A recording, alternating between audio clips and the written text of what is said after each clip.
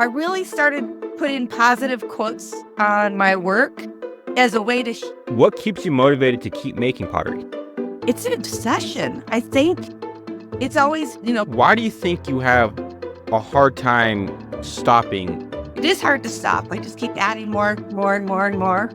But What is something you wish you knew before becoming a full-time potter? something I wish I knew before becoming a full-time potter. But I wish I What advice would you give to someone looking to discover their own unique voice? take all the inspiration from all these different artists.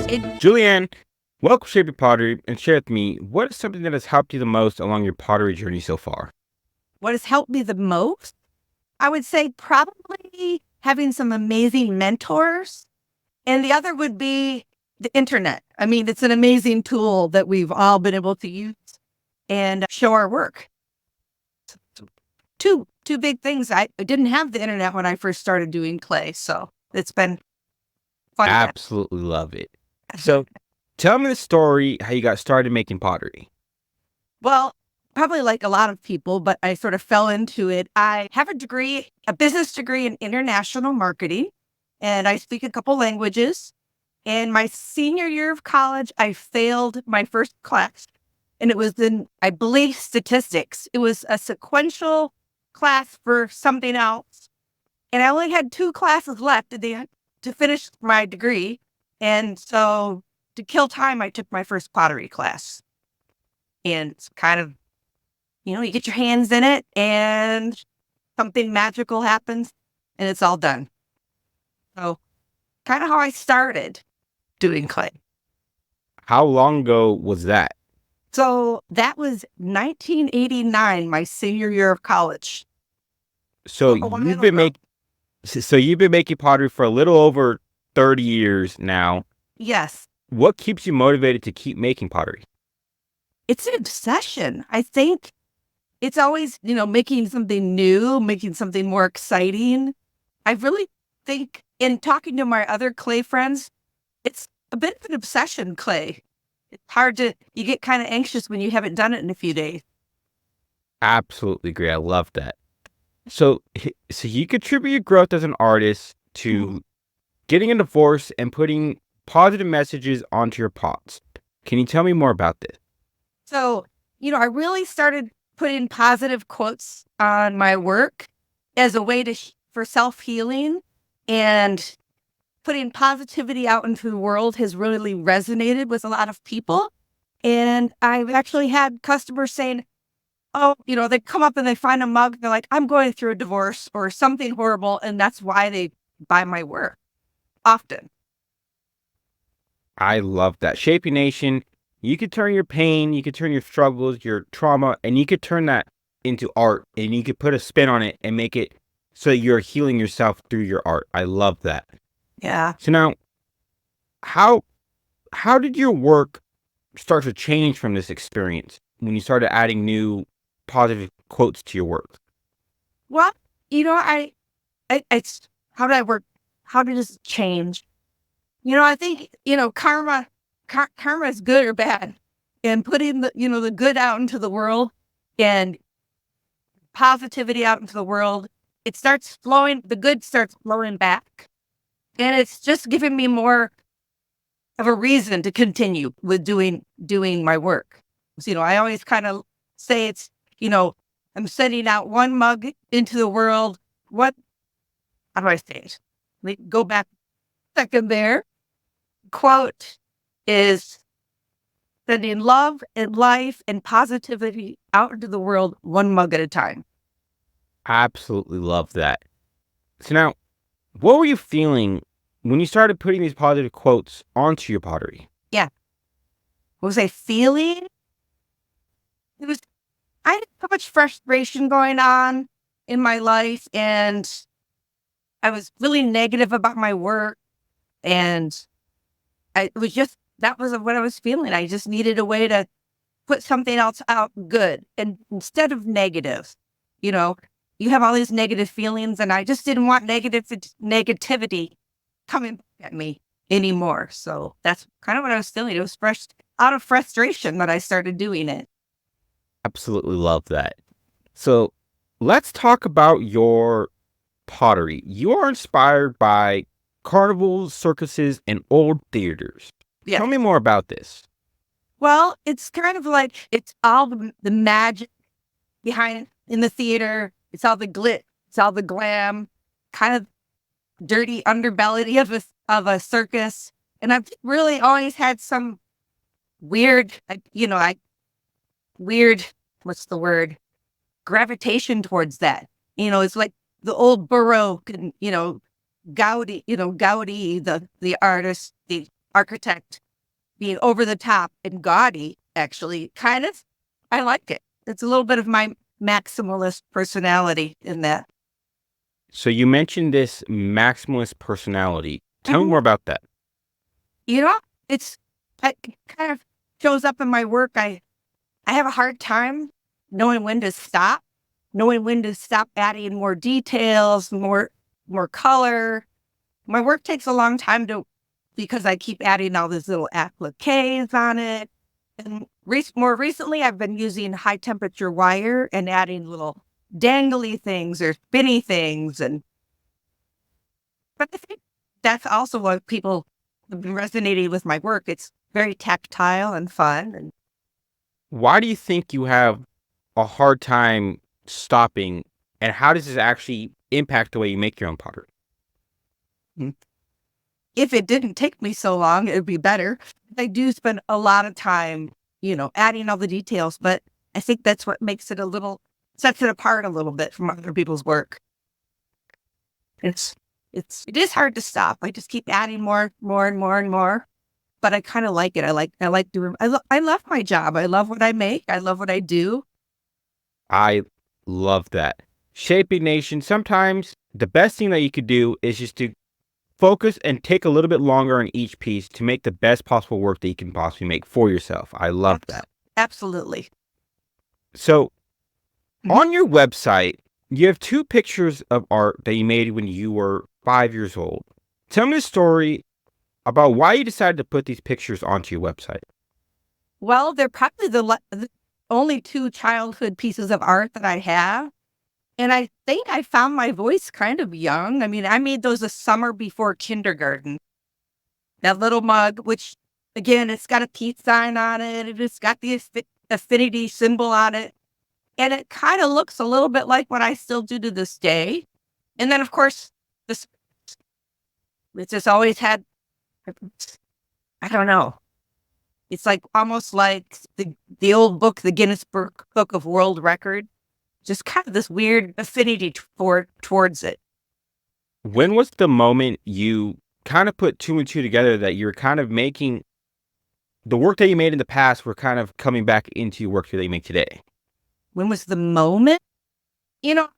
I had a lot of great mentors and instructors over the years, and you're learning all these different techniques. You're learning, throwing, and my work for a long time was very earthy, and because those were the glazes that existed in the clay studio where I was at. You're doing cone 10 high fire. It was all earth tones and whatnot. And I didn't really start adding color back into my work. Maybe, gosh, over the past 10 years, but really in the last 6 years have I gone over top with color. So, and it's starting to look like that childhood artwork that I used to do, I think. Why do you like adding so much color and brightness to your pottery? I don't know. It's fun. It's different. It sets my work apart from other people's work. I mean, yes, there are a lot of colorful potters, but I think I've been able to have found my voice a little bit, and I enjoy it. What advice would you give to someone that is also wants to start adding more color into their own pottery? What advice would I give? Well, first, I think you need to make what you love. Don't listen to other people saying, oh, you should make this, you should make that, but make what you love, make it for yourself. And then I think it starts resonating with more people because you are presenting something that you love, not just to make it, to sell whatever might be the most popular thing to make in an art show or whatnot, but make what you love. And I love color, and I also appreciate other artists' work that isn't so colorful, but I tend to gravitate towards colorful art. Absolutely love that. Shaping Nation, the most important thing is to make what you love. And whatever that may be, if you like color, add those colors to it. If you don't like color, try something else. I absolutely love that. So now, something else I found interesting is you said, my aim is to elevate everyday objects to make the ordinary just a little more extraordinary. Tell me more about this. Well, it kind of goes back to I don't have the ability to just do a plain piece. It just has to have a little bit more extra pizzazz going on.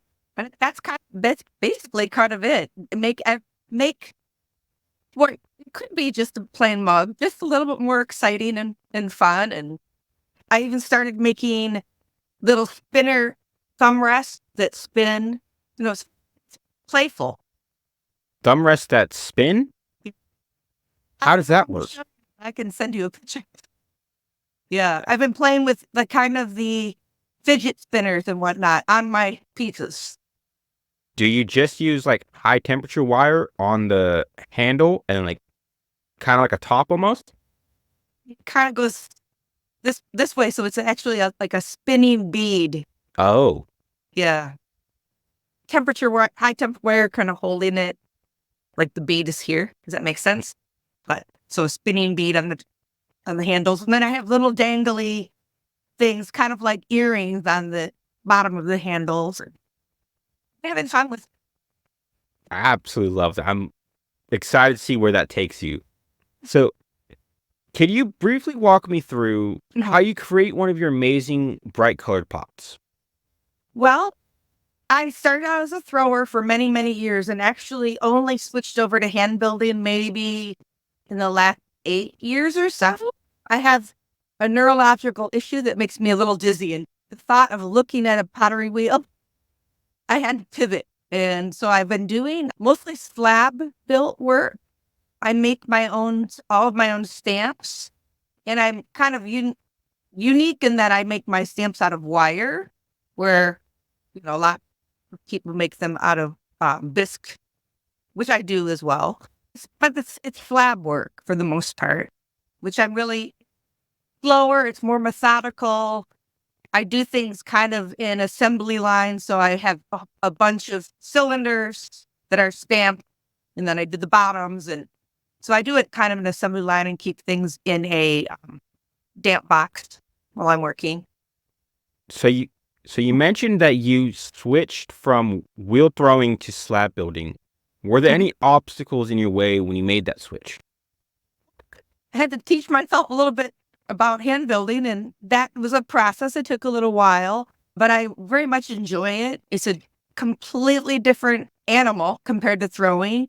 I do miss throwing, and I'm hoping to get back into it so that I can incorporate a little bit of what I'm doing now in thrown pieces, because I can get bigger, faster, larger pieces quicker than I can hand building. Absolutely love that. So let's talk about the business side of pottery. Can you tell me about the moment when you decided to become a full-time potter? Well, I was going to college in San Francisco for ceramics after I had my degree in business. And I was lucky enough that my brother offered me the opportunity to move back to Michigan and open up a paint it yourself studio, thinking that I could do my pottery with this studio that became incredibly busy and wasn't able to do pottery that much. Well, I stupidly thought I could have my wheel in the studio, and then I became the birthday party central. But I was able to sell that studio. That morphed into a clay studio, which morphed into a clay studio with an art gallery, which eventually sold. And I was out doing clay for a little while, and all I had was like my kitchen table for a long time. And I had a not very supportive partner, and finally just said, I need to be doing what I love to do. So I've been doing clay, a side gig after I sold the gallery. for maybe 15 years. And just in 2019, I just jumped ship. I was like, all right, we're doing clay full time and been doing clay ever since. And actually thriving. I'm been able to pay my bills. And, I wish I had done it sooner. So why didn't you do it sooner? What was holding you back? Yeah. The ex-husband, he was holding me back, but that's over. And, again, taking a positive spin and things are looking up. And I've been able to do my own thing, which is fantastic. Absolutely love it. What were you feeling when you became a full-time potter? Was I feeling it? It was kind of really exciting experience. I enjoyed, it's somewhat solitary. We live in our little basement studios and you don't see many people. And the internet was kind of a fun way for me to start showing my work and making friends. And I kind of live after the divorce, I moved way up to northern Michigan where my parents are. So it's a bit isolating up here. So I was excited when I started doing my own pottery. I was able to share with that through the internet. And that's kind of how you found me. So it's been fun. So now you don't have to answer this if you don't want to, but I'm just curious, how much did you sell your gallery and your studio for? Oh, it's sad. I don't remember the exact amount I sold it for. It wasn't that much. It was under like 40,000, but I didn't own the building, so she just took over my lease. And this was in 2008 when the economy was taking a nosedive. And I sold it to her under land contract and they went out of business early. So I got everything back. And then I just sold everything. I just sold, I had 10 wheel, I sold everything that I had, but it was a trial. And I had moved back. I had moved back out west at that time, and she was in Michigan. So, I sell it all and start anew. But I think it was somewhere around 40 that I sold it for, because I had a good name and a good reputation, and that's what you're buying a lot of times from a business. Would you ever try doing another pottery studio, like in the future? No, I really enjoy doing my own thing. I have been doing a lot of workshops where people will bring me out, and that gives me the opportunity to teach a class here and there, but I'm not trapped in my studio. I felt like hours that you're open and you're a new business, you really can't afford to have a lot of help. So you're there a lot. And I was open like 10 a.m. till 9 p.m. every day because it's open studio for, but I also had an art gallery there. So I didn't want to give people just a key to get in or, code, because there's art there. You were responsible for other people's artwork. And I sold different mediums as well. It was all Michigan artists basically at that time. So I don't think I'd do it again, and definitely not do a paint it yourself again. That was 13 birthday parties a week. Well, is enough. It's a good lesson. I love that. Yeah. So now, what is something you wish you knew before becoming a full-time potter? Something I wish I knew before becoming a full-time potter. Well, I wish I did it earlier. I wish I had not listened to other people. I think that's what I would have done. I wish I had done it earlier. It's been a great experience. I gotta think a little bit about that one. So we can always edit this part, I guess. But that's the big one. I wish I had just done it earlier and followed my heart. I love that. Shape Nation, if you are on the cusp of maybe trying to go full-time, you might want to just get started, because you're probably going to regret doing it too late, but you're not going to regret doing it earlier. I love that. So what seems to work well for you that helps you to be able to sell your pottery and continue being a full-time potter? What works well for me? Instagram, Facebook, just putting myself out there, doing the little reels and things. It's really, it's gained a bit of a following, which is exciting. But I think that's how I've been able to get my work noticed. And I don't really do art shows. I pretty much sell pretty much online. And then, of course, if I do a workshop, I take work to sell at the workshop. And then I've been doing a few like specialty gallery things where they invited me to do something. And like I'm doing one coming up and it's all about drinkware. So I'm just doing a few of those kind of things. Absolutely love it. Now, what advice would you give to someone that is looking to have success selling their own pottery?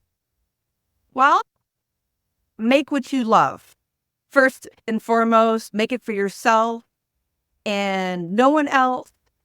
And when you're excited about your work, it shows in your enthusiasm. And people are often, they're buying something because they like you, not necessarily, yeah, they like your, but you're putting yourself out there, you're putting the love into your work out there, and good things kind of start happening. Absolutely agree. Some excellent advice right there. Shape Nation, make what you love and put yourself out there. Absolutely love it. So let's talk about discovering your voice. Can you tell me about the moment when you knew you were heading in the right direction with your pottery? When I knew I was heading in the right direction with my pottery, I think it's when I started getting invited to talk or demonstrate at the very first one was ClayCon West is a convention. And I'm like, someone wants to see me? Someone wants me to demonstrate? And then I've been invited to teach. People were like, hey, we'll fly you out somewhere to teach. And that was so exciting. And felt like, well, maybe someone does want to see my work. What were you feeling during this moment? Like, Was I feeling kind of excited? How that, wow, someone really wants to see me. Someone really wants to see my work. Someone wants to really have me teach. So it was an exciting feeling. And I was my element completely once. I was helping a girlfriend who owns an eyeglass store of all things. And she was having a special event. It was town somewhere. And this woman comes up to me and she said, "Are you Juliann?" And I'm like, looking around. "Are you Juliann Roush?" She's like, "You on Instagram?" And I'm like, "Oh, me." And I'm pouring wine at an eyeglass store, totally out of my element.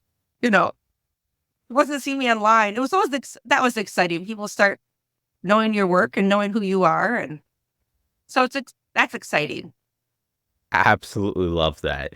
So now, what would you say was Mhm. your biggest obstacle when it came to finding your own voice?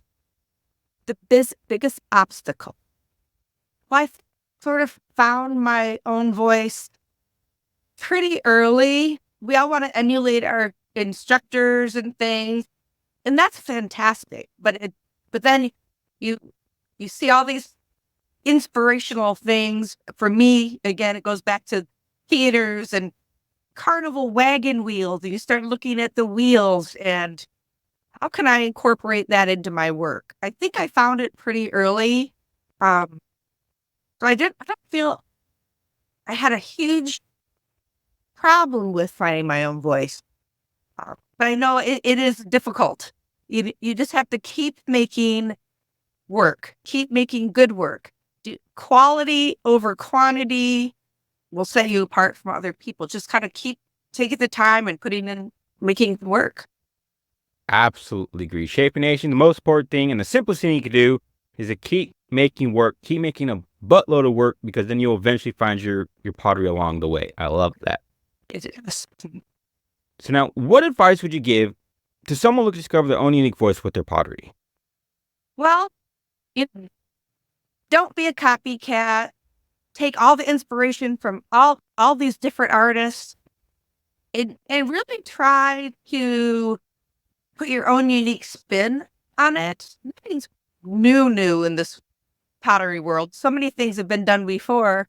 But if you see something that you love, at least a little bit different, I try to, tell my students that too. And expect when they're making a piece in class that I'm teaching that it's going to look they're trying to emulate my work because I teach them how to make something, and that's fine. But I really try to say, okay, take this concept, take this idea, put your own spin on it.